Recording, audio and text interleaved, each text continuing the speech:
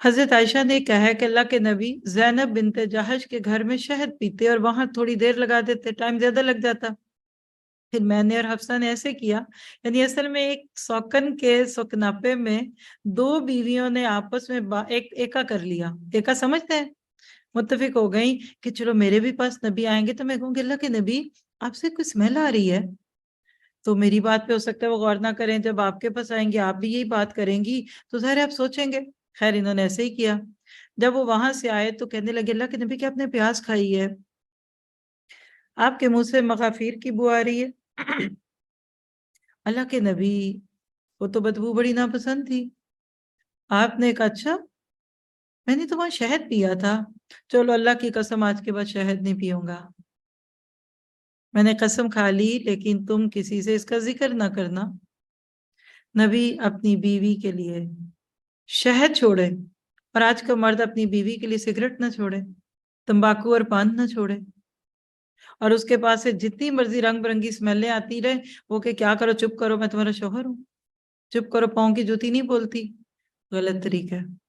دیکھیے یہی بات ہے کہ جس کو ہم سمجھتے نہیں ہیں، ہمارے ذہنوں میں بڑے ہینڈسم شوہر آتے ہیں، clean shape, 3 piece suit, well off this that A B C, اور اسپیشلی جب ہم کسی ویسٹرنائزڈ کنٹری میں جا کر یا ان کو دیکھتے ہیں۔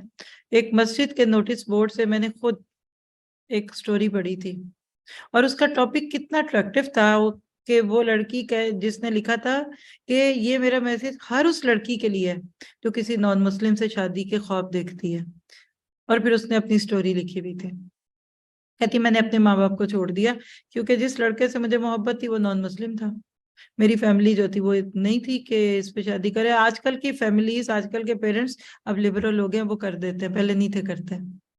کہتی خیر میں سب کو چھوڑ کر، میں تو اس کی محبت میں پاگل تھی، آ گئی اس کے گھر۔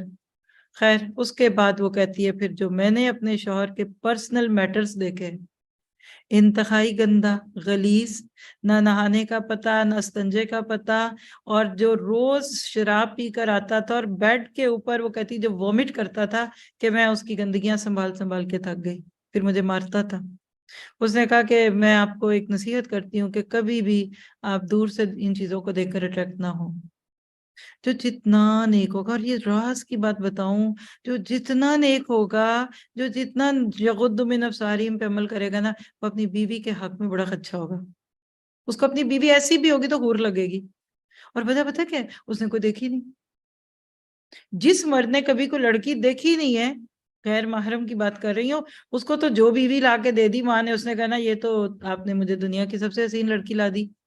جو مرد پہلے ہی نظروں کی حوث پوری کر چکے، جو اپنے سارے جذبات باہر ارد گرد دیکھ چکے، ان کو بیویاں نہیں اچھی لگتی۔ اور سیم تھنگ دوسری طرف بھی ہے، جو شریف اور نیک بچی ہوگی نا، اس کو اپنا شوہر دنیا کا سب سے اچھا لگے گا۔